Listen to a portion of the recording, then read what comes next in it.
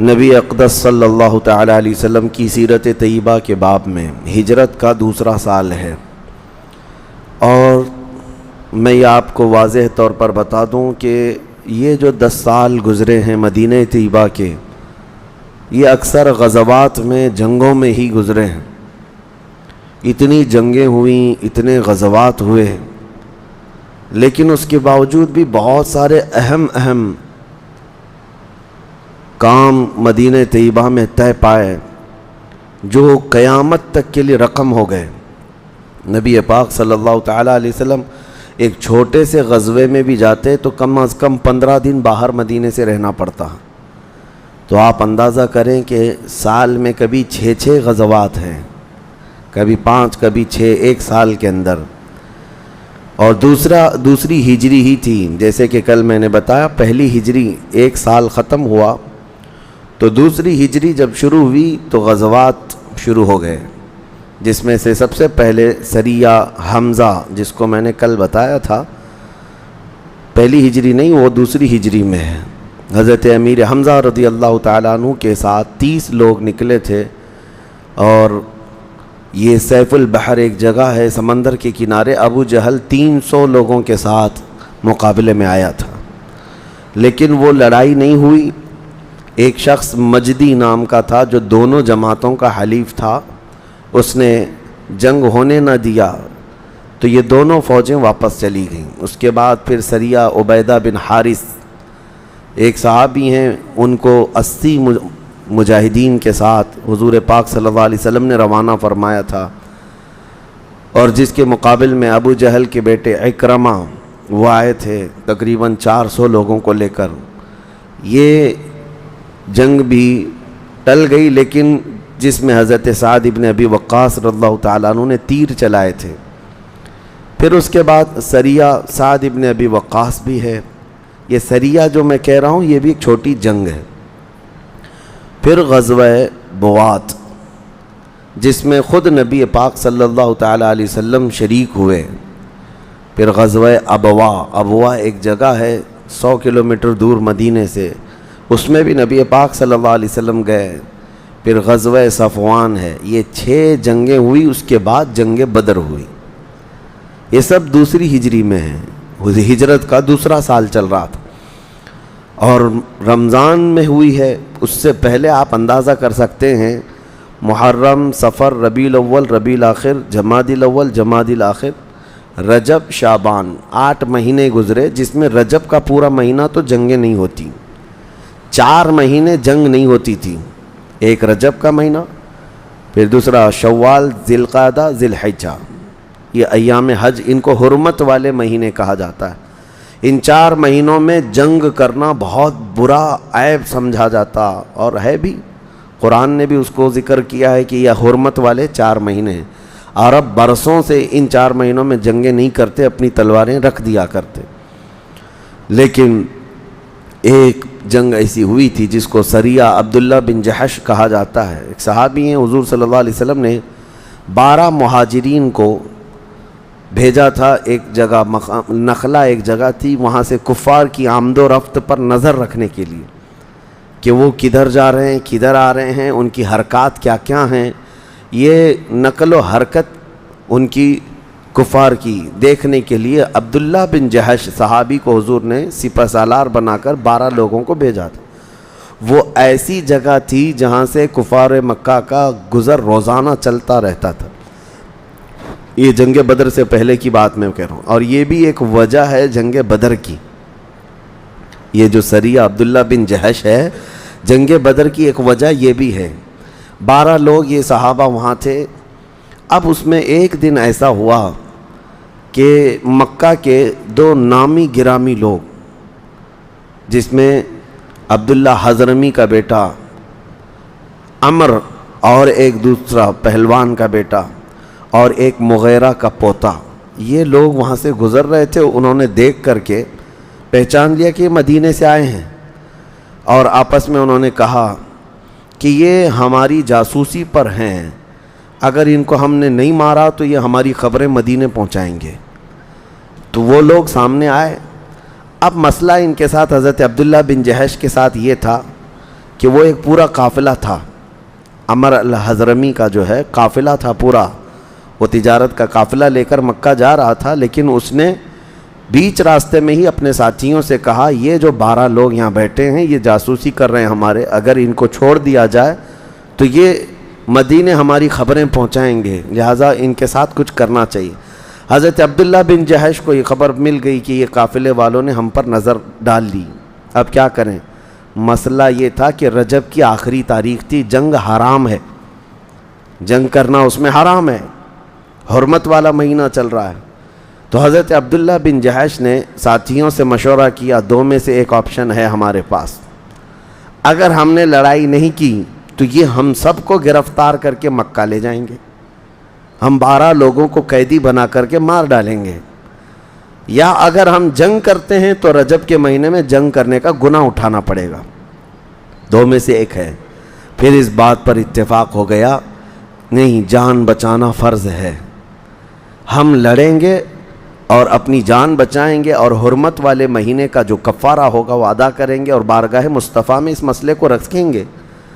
تو انہوں نے پیغام آنے کا انتظار نہیں کیا اور اس قافلے کے ساتھ لڑ پڑے جو تجارت کا قافلہ آیا تھا۔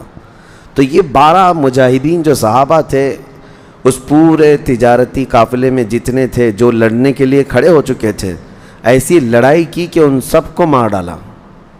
عمر الحضرمی، مغیرہ کا پوتا، سب کے سب موت کے گھاٹ اتر گئے، اور یہ پہلی جنگ ہے جس میں موت ہوئی، یعنی اس سے پہلے تیر بازی ہوئی، تلواریں ہوئی، لیکن جنگیں نہیں ہوئی تھیں باضابطہ۔ یہ سریہ عبداللہ بن جحش جس میں 3 لوگ مارے گئے تھے، بڑے بڑے جو ہیں وہ کفار کے نامی گرامی لوگوں کے بیٹے تھے، اور اس کے بعد حضرت عبداللہ بن جحش کے ہاتھ میں یہ مال غنیمت بھی آیا اور سب لے کر کے مدینے آ گئے۔ حضور صلی اللہ علیہ وسلم سے معاملہ عرض کیا کہ ایسا ایسا معاملہ ہوا ہے، رجب کی آخری تاریخ تھی، تو اب حضور پاک صلی اللہ تعالیٰ علیہ وسلم نے فرمایا تم نے جو کیا وہ بالکل ٹھیک ہے، اس لیے کہ تمہاری جان کی حفاظت یہاں بہت ضروری تھی، تم رسول اللہ کی اطاعت میں تھے۔ اب یہ رجب کی تاریخ ختم ہو گئی، شعبان آیا، مکہ میں یہ خبر پھیل گئی عمر حضرمی مارا گیا ہے، مغیرہ کا پوتا مارا گیا ہے، فلاں بن فلاں مارا گیا ہے۔ مکہ میں کھلبلی مچ گئی کہ اتنے بڑے بڑے گھر والوں کو مدینے سے چند لوگ آ کر مار گئے، حالانکہ وہ مارنے کے لیے نہیں آئے تھے لیکن وہ اپنی جان بچانا چاہ رہے تھے۔ یہ مکہ کا جو قافلہ تجارت کا تھا یہ خود زبردستی اترے مقام نخلا میں، اور رسول اللہ کے یہ 12 صحابہ کو مارنا چاہتے تھے لیکن خود مر گئے۔ بات یہی تھی، اب مکہ والوں میں انتقام کی آگ بھڑک گئی، کہا کہ انہوں نے ہمارے بیٹوں کو مارا ہے، اب ہم بدلہ لیں گے۔ اسی بدلے کی آگ میں وہ 1000 لوگوں کو لے کر کے رمضان میں بدر تک آئے۔ تو سریہ عبداللہ بن جحش جو ہے وہ بھی ایک سبب تھا جنگ بدر کا، جنگ بدر میں وہ اپنے بدلہ لینے کے لیے آئے تھے۔ اب جو جنگ بدر ہوئی اس کی تفصیلات میں نے آپ کو بتا دیا ہے، کیسے کیسے ہوئی، اس جنگ میں کیا کیا معاملات ہوئے۔ بہرحال 17 رمضان المبارک 2 ہجری کو جنگ بدر واقع ہوئی۔ اس میں نبی پاک صلی اللہ تعالیٰ علیہ وسلم کا ایک عظیم درس ملتا ہے، میں آپ کو بتاؤں۔ 2 صحابہ جو جنگ بدر میں شریک نہیں تھے، مدینے سے آئے نہیں تھے، ایک حضرت حذیفہ اور ایک دوسرے صحابی ہیں، یہ کہیں دوسری جگہ سے آ رہے تھے بدر میں جانے کے لیے۔ بیچ راستے میں کافروں کی ایک جماعت نے ان کو پکڑ لیا، وہ بھی بڑے بڑے لوگ تھے کفار۔ یہ دونوں صحابہ کو پکڑ لیا اور کہا کہاں جا رہے ہو؟ یقیناً تم محمد صلی اللہ علیہ وسلم اور ان کے ساتھیوں کی مدد کرنے کے لیے بدر میں جا رہے ہو، جنگ میں۔ حضرت حذیفہ اور ان کے جو ساتھی تھے، ظاہر سی بات ہے جا تو وہاں رہے تھے، انہوں نے کہا ہم جا تو رہے ہیں۔ تو ان کافروں نے کہا کہ اسی شرط پر تم کو چھوڑا جا سکتا ہے کہ تم جنگ میں ان کی مدد کے لیے نہیں جاؤ گے، ورنہ ہم یہاں تمہیں مار ڈالیں گے۔ تو انہوں نے وعدہ کر لیا، حضرت حذیفہ نے وعدہ کر لیا کہ ٹھیک ہے میں وعدہ کرتا ہوں کہ وہاں بدر میں مدد کے لیے نہیں جاؤں گا۔ ان کی جان چھوڑ دی گئی۔ بدر کے میدان میں جب صف آرائی ہو رہی تھی، عین لڑائی کے وقت یہ دونوں صحابہ میدان بدر میں آ گئے، لیکن رسول کریم صلی اللہ تعالیٰ علیہ وسلم سے انہوں نے آ کر عرض کیا، کافروں کی ایک جماعت نے ہمیں گرفتار کیا اور زور زبردستی ہم کو وعدہ لیا کہ تم اگر مدد کے لیے جاؤ گے تو ہم تمہیں مار ڈالیں گے یہیں پر، یا وعدہ کرو کہ اگر ان کے مدد کے لیے نہیں جا رہے ہو تو ہم تمہاری جان چھوڑ دیں گے۔ نبی پاک صلی اللہ تعالیٰ علیہ وسلم نے جیسے یہ سنا، صفوں سے ان دونوں صحابہ کو الگ کر دیا اور فرمایا ہم عہد کے پابند لوگ ہیں، چاہے دنیا میں کسی سے بھی عہد کیا جائے اس کو پورا کرنا محمد عربی کے غلاموں کا کام ہے۔ دنیا میں کون ہے آج جو جنگ کے میدان میں سے حضور صلی اللہ علیہ وسلم نے دونوں صحابہ کو الگ کر دیا، کہا جن سے وعدہ کیا ہے اگرچہ وہ کفار کی جماعت ہے لیکن ہم عہد و پیمان والے لوگ ہیں، تو ان دونوں کو جنگ بدر میں شریک ہونے نہیں دیا حضور پاک صلی اللہ علیہ وسلم نے آخری تک، کہ تم نے جو وعدہ کیا اس کو برقرار رکھو۔ جنگ بدر کے اور بھی بہت سارے اہم پیغامات ہیں۔ جب یہ ختم ہو گئی تو واپس جب بدر کے لوگوں کو لے کر حضور صلی اللہ تعالیٰ علیہ وسلم تشریف لا رہے تھے مدینے کی طرف، 3 دن تک بدر کے میدان میں آپ نے قیام فرمایا، اور وادی صفرا ایک جگہ ہے وہاں پر مال غنیمت سب کو تقسیم کیا۔ اب جو 70 قیدی آئے تھے ان کو فدیہ لے کر کے حضور آزاد کر رہے تھے، کسی سے 4000 درہم فدیہ دیں اور آزاد ہو جائیں۔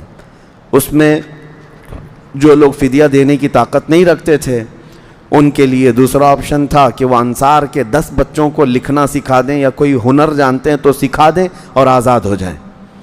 یہ جنگ بدر کے قیدیوں کے ساتھ میرے آقا صلی اللہ علیہ وسلم کا سلوک تھا۔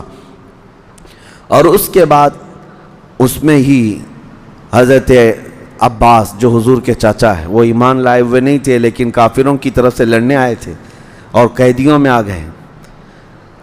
اب جب وہ آئے تو ان کے اوپر بوجھ تھا وہ خود کا بھی فدیہ دیں اور اپنے بھتیجے عقیل بن ابی طالب یعنی حضرت علی کے سگے بھائی، وہ بھی بدر میں سامنے تھے، عقیل بن ابی طالب اور حارث، عمر بن حارث غالباً یہ بھی حضور صلی اللہ علیہ وسلم کے چچا کے بیٹے ہیں، وہ بھی کافروں کی طرف سے تھے۔ تو حضرت عباس اور ان کے 2 بھتیجے دونوں قیدیوں میں ہیں، ان سے کہا گیا اب ان تینوں کا فدیہ آپ کے اوپر ہے، آپ دے دیجئے اور آزاد ہو جائیے۔ انہوں نے کہا میرے پاس اتنا مال نہیں ہے، نہ ہی میرے پاس کوئی چیز رہ گئی ہے۔ حضور صلی اللہ علیہ وسلم نے فرمایا مکہ سے منگوا لیجئے۔ تو انہوں نے کہا وہاں پر بھی میرے پاس اتنا مال نہیں ہے۔ نبی پاک صلی اللہ علیہ وسلم نے فرمایا چچا آنے کے وقت اپنی بیوی ام الفضل کو جو سونے کے سکے دے کر آئے تھے وہ منگوا لو، جو آپ نے محفوظ رکھنے کے لیے کہا تھا۔ حضرت عباس اس وقت کیا کہتے ہیں، قسم اس رب ذوالجلال کی جس نے آپ کو حق کے ساتھ نبی بنا کر بھیجا ہے، یہ راز میرے اور میری بیوی کے علاوہ کوئی نہیں جانتا تھا، اور کوئی غیب کیا تم سے نہاں ہو بھلا، یہ میرے مصطفیٰ کا علم تھا۔ حضرت عباس نے تینوں کا فدیہ ادا کیا اور اس کے بعد پھر مسلمان بھی ہو گئے۔ اسی میں یہ جنگ کی جو اگر عجائبات بتاؤں تو بہت طویل ہے کہ یہ جنگ دنیا کی ایسی جنگ ہے جس میں آمنے سامنے لوگوں کا بڑا امتحان تھا۔ ادھر ماموں ہے سامنے بھانجا ہے، ادھر چاچا ہے سامنے بھتیجا ہے، ادھر بھائی ادھر بھائی، ادھر باپ ادھر بیٹا، پورے کے پورے رشتے ہیں۔ حضرت ابوبکر ادھر ہیں، بیٹا ادھر ہے، حضرت عمر ادھر ہیں، ماموں ادھر ہے۔ حضرت عمر رضی اللہ تعالیٰ عنہ کا سگا ماموں ہے ابو جہل، ایک دو نہیں، خود رسول کریم صلی اللہ علیہ وسلم کے داماد ابو العاص حضرت زینب کے شوہر جنگ بدر کے کافروں میں ہے۔ حضور صلی اللہ علیہ وسلم کی بڑی بیٹی حضرت زینب جن کے نکاح میں تھے ابو العاص، وہ ایمان لائے نہیں تھے کیونکہ ان کا نکاح ہجرت سے پہلے ہی مکہ میں ہو گیا، اور حضرت زینب تو اسی وقت ایمان لائی تھیں جب حضور نے اعلان فرمایا۔ ابو العاص نے کیا کیا، ایمان بھی نہیں لایا اور اپنی بیوی کو چھوڑا بھی نہیں، حالانکہ حضور کی 2 بیٹیاں حضرت رقیہ اور حضرت ام کلثوم، یہ دونوں جو ہیں پہلے حضرت عثمان کے نکاح میں نہیں تھی، عتبہ اور شیبہ کے نکاح میں تھیں، اور ان دونوں نے حضور کے اعلان نبوت کے بعد دونوں کو اپنی بیویوں کو طلاق دے دیا، حضور کی بیٹیوں کو، اور جب وہ طلاق ہو کر گھر میں آئیں تو حضرت عثمان غنی نے حضرت رقیہ سے نکاح کیا تھا، اور پھر ان کے انتقال کے بعد حضرت ام کلثوم سے نکاح کیا۔ تو کفار میں اس وقت ابو العاص بھی آئے. اب ہوا یہ کہ قیدیوں میں گرفتار ہو کر کیا ہے, داماد ہے نبی پاک صلی اللہ علیہ وسلم کا, لیکن انصاف سب کے ساتھ برابر کا ہے. اب ان کے فدیہ دینے کا وقت آیا تو ان کے پاس کوئی چیز نہیں تھی. انہوں نے پیغام بھیجا حضرت زینب کو کہ کچھ مال دے کر کے بھیجے, میں پکڑا گیا ہوں. تو حضرت زینب کے پاس ان کی ماں کا دیا ہوا ایک قیمتی ہار تھا, حضرت خدیجہ کا شادی میں دیا ہوا ہار تھا, اور وہ بڑا قیمتی ہار تھا. انہوں نے وہ ہار بھیجوایا اپنے شوہر کے آزادی کے لیے. جب ابو العاص وہ ہار لے کر کے آئے, نبی پاک صلی اللہ علیہ وسلم دیکھتے ہی حضور کی آنکھوں میں آنسو آ گئے کہ یہ میری شریک حیات خدیجۃ الکبریٰ کا یہ ہار ہے جو اپنی بیٹی کو دیا تھا. اور اس کے بعد صحابہ کرام کو بلاتے ہیں اور پوچھتے ہیں کیا تمہارا مشورہ ہے اس بارے میں کہ یہ میری عزیز ترین زوجہ خدیجہ کا ہار ہے جو اس نے اپنی بیٹی کو نکاح میں دیا تھا, اگر تم چاہو تو میں اپنی بیٹی کو یہ ہار واپس کروں, یہ نہیں کہ میں جو چاہوں کر لوں. یہاں پر صحابہ اکرام سے مشورہ لینا, حضور اس کے محتاج نہیں تھے, لیکن انصاف کا ترازو قائم کرنا تھا. سارے صحابہ نے کہا یا رسول اللہ صلی اللہ علیہ وسلم, ہماری ساری خواہشیں آپ کی خواہش پر قربان ہیں, آپ کی رضا پر قربان ہیں. حضور نے ابو العاص کو وہ ہار واپس کیا اور آزاد بھی کیا. وہ گئے مکہ واپس. اور اس کے بعد ہوا یہ کہ ابھی بھی ایمان لائے نہیں تھے, لیکن ایک بار مکہ سے تجارت کے لیے کہیں ملک شام گئے اور واپسی میں آ رہے تھے. پھر ایک جگہ مٹ بھیڑ ہو گئی صحابہ کے ساتھ, کیونکہ وہ ایسا قافلہ تھا جو دشمن قافلہ تھا اور صحابہ سے لڑ رہا تھا مدینے کے باہر. اس میں پھر ابو العاص سامنے ہے. ہوا یہ کہ دوبارہ وہ ہار گئے, وہ قافلہ بھی جو ہے صحابہ کے ہاتھ میں آ گیا. پھر گرفتار کر کے مدینے لے کر آئے. داماد دوسری بار گرفتار ہو کر مدینے آئے. اب جب یہاں تھے نبی پاک صلی اللہ تعالیٰ علیہ وسلم نے پھر دیکھا, مجبور ہو کر کے آئے. اور اس کے بعد عہد و پیمان ہوا, ایگریمنٹ ہوا ان کے اور ان کے درمیان. نبی پاک صلی اللہ تعالیٰ علیہ وسلم نے صحابہ سے کہا تم اگر چاہو تو ان کو قافلے سمیت واپس کر دو مکہ. حضور کی نگاہیں بہتر جانتی تھیں. صحابہ نے وہ پورا قافلہ ابو العاص کے حوالے کر دیا. وہ صحیح سلامت مکہ آ کر کے جس کا نفع تھا, جس کا تجارت میں نفع تھا, سب کا حصہ دے دیا. اور اس کے بعد خانہ کعبہ کے پاس آ کر کے بلند اعلان سے کہا کہ لوگوں گواہ ہو جاؤ میں اسلام قبول کرتا ہوں, اس لیے کہ میں نے محمد عربی صلی اللہ علیہ وسلم سے زیادہ اس روئے زمین پر انصاف کرنے والا کسی کو نہیں دیکھا. اور میں اسلام بہت پہلے ہی لاتا, لیکن لوگ مجھے یہ طعنہ نہ دے دیں کہ مکہ سے مال لے کر چلا گیا مدینے اور مال نفع کمایا اور ہم سب کا مال دینا پڑے گا, اس لیے اس نے اسلام قبول کر لیا. لوگ میرے اسلام پر یہ طعنہ نہ ماریں کہ میں نے نفع کے لیے ان کے مال لوٹنے کے لیے اسلام قبول کیا. اس لیے صحیح سلامت قافلہ واپس لایا اور سب کا سامان دیا. اب میں اسلام قبول کرتا ہوں. اس کے بعد پھر اپنی زوجہ حضرت سیدہ زینب رضی اللہ تعالیٰ عنہ کو لے کر خود مدینہ طیبہ ہجرت کر کے آ گئے. یہ دوسری ہجری کا ہے. اب جو بدر کے انجام تھے اس میں ابو جہل مارا گیا, بڑے بڑے کافر مارے گئے. اب جب نبی پاک صلی اللہ علیہ وسلم واپس تشریف لا رہے تھے, مکہ کی حالت ایسی تھی کہ کسی کو رونے کی اجازت نہیں تھی. کہ بدر میں جو لوگ مرے ہیں ان کے غم میں کسی کو رونے کی اجازت نہیں تھی. اس کو برا سمجھتے تھے لوگ کہ ہار گئے اور اس کے بعد پھر اپنے بیٹوں کے اور اپنے بھائیوں کے موت پر رو رہے ہیں. کسی کو رونے کی اجازت نہیں تھی, ایسے حالات تھے. اور اس جنگ میں ابو لہب نہیں آیا تھا جو پکا گستاخ ہے, وہ آیا نہیں تھا. لیکن اس نے بدر کے حالات اتنے سنے کہ بیمار ہو گیا کہ ایسے مارا ہے, ایسے مارا ہے, ویسے مارا ہے. وہ سن کر کے بیچارہ بیمار ہو گیا کہ ہمارے مکہ کے لوگ ایسے مارے گئے بدر میں, اور جس کو کہتے ہیں بہت زیادہ صدمہ لے لیا. اور اس کے بعد بیماری ایسی لگ گئی کہ بدن میں چیچک پڑ گئے. اور چیچک کی بیماری کو عرب لوگ بہت منحوس بیماری سمجھتے تھے, اور اسی بیماری میں ابو لہب کی موت ہو گئی. اور موت ہونے کے بعد وہاں پر اپشگن سمجھا جاتا تھا، چیچک میں مرا ہوا آدمی جو ہے اس کو یہ سمجھا جاتا تھا کہ اس کے ذریعے سے اب سب کو بیماری پھیلے گی۔ آج ہمارے ہاں بھی بیچارے جو ہندو لوگ ہیں وہ بہت ساری ایسی موتوں کو ہاتھ بھی نہیں لگاتے۔ بیچارے کورونا میں کتنے تو باپ ایسے چلے گئے، ان کا بیٹا کوئی پکڑنے بھی نہیں آیا۔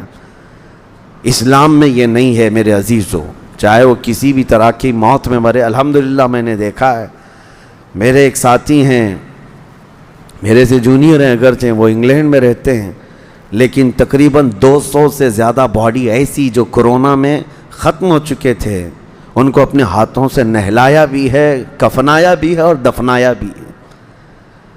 حافظ قرآن ہیں، یہ اور بات ہے کہ لندن میں رہتے ہیں جو بھی ہیں، لیکن اسلام ساتھ میں ہے، جس کی وجہ سے اسلام نے یہ ہمیں درس دیا ہے کہ اپنی میتوں کا احترام کرو۔ اپنی میت، کیا ہمارے ہاں ایکسیڈنٹ ہو کر کے پھٹ جاتے ہیں ان کو نہیں غسل دیا جاتا؟ کیا ہمارے ہاں کئی جل کر کے انتقال کر جاتے ہیں ان کو بھی غسل دیا جاتا ہے؟ طریقے ہیں، لیکن چھوت چھات اسلام میں نہیں ہے۔ ابو لہب تو مر گیا لیکن 3 دن تک اس کے بیٹوں نے ہاتھ نہیں لگایا، اور اس کے بعد ہوا یہ کہ کیا کریں، لوگوں کی باتیں سننے کے ڈر سے اس کے بیٹوں نے لاش کو کپڑے میں باندھ کر کے اٹھایا اور ایک گڑھے میں لے جا کر ڈال دیا، اور ایسے ڈالا کہ مٹی ڈھانکنے کی بھی ان کے پاس فرصت نہیں تھی۔ روایت ہے کہ جب سب لوگوں کو پتہ چلا کہ کھلے گڑھے میں ابو لہب کی لاش ہے تو لوگ سب جگہ سے آئے کہ اس کی نحوست پورے مکہ میں نہ آئے، بڑے بڑے پتھر سب ہاتھوں میں لائے اور اتنے پتھر اس پہ ڈالے کہ وہ قبر بھر گئی۔ یہ انجام ہے اس گستاخ کا جس نے سب سے پہلے میرے آقا کو گالی دی تھی، تباً لک یا محمد، اے محمد تمہارے ہاتھ ٹوٹ جائیں، تمہارا ہاتھ برباد ہو، نعوذ باللہ۔ اس کی مذمت میں اللہ نے قرآن کی پورے سورہ اتاری، تبت یدا ابی لہب و تب، ابو لہب کے دونوں ہاتھ برباد ہو جائیں۔ اللہ کریم نے اس گستاخ رسول کا جواب دیا اور آج تک ہم تلاوت کرتے ہیں۔ یہ بھی 2 ہجری میں مرا ابو لہب مکہ میں۔ اس کے بعد جو بدر کے بعد کے جو حالات ہیں، نبی پاک صلی اللہ علیہ وسلم مدینے جب تشریف لائے، کل میں نے سہون یہ کہا تھا حضرت فاطمہ الزہرا رضی اللہ تعالیٰ عنہا کی شادی حالانکہ وہ بدر کے بعد ہوئی اور 2 ہجری میں ہوئی، اور حضرت مولا کائنات علی مرتضیٰ رضی اللہ تعالیٰ عنہ کے ساتھ جو نکاح ہوا مسجد نبوی میں نہایت سادگی کے ساتھ نکاح ہوا۔ ایک صحابی ہیں، انہوں نے اپنا مکان تحفے میں دیا کہ رسول اللہ کی لخت جگر اور ان کے داماد یہ رہیں۔ وہ مکان کہاں دیا گیا تھا؟ حضور صلی اللہ علیہ وسلم کا جو حجرہ حضرت عائشہ کا تھا، اس حجرے سے بالکل متصل لگا ہوا حضرت فاطمہ اور حضرت علی کا حجرہ تھا، یہ وہاں بنا۔ اور آج میں بتاؤں الحمدللہ حضور پاک صلی اللہ علیہ وسلم جن جالیوں میں آرام فرما ہیں وہ پوری جالیاں، ان میں حضرت عائشہ صدیقہ کا مکان ہے اور سیدہ فاطمہ الزہرا کا مکان ہے۔